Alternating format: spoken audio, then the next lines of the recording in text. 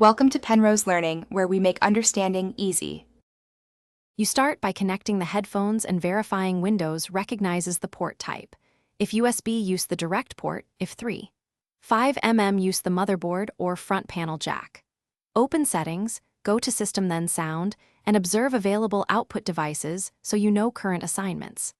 Next, open Device Manager and expand Sound, Video and Game Controllers to confirm Nvidia High Definition audio is listed.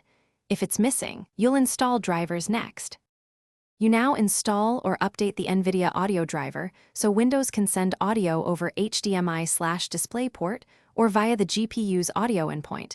Use GeForce Experience or the Nvidia driver download page and pick the high-definition audio component.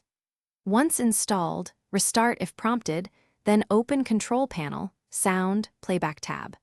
Find the Nvidia output device. Right-click and set as default device so audio routes correctly. If you need lower latency or sample rate changes, You finish by testing audio output.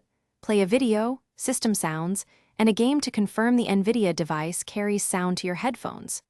Make sure volume levels and app-specific outputs in Volume Mixer are correct.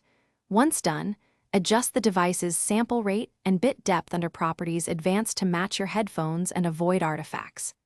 If you encounter no sound, disable other audio devices, update Windows, or reinstall the Nvidia audio driver. This single troubleshooting.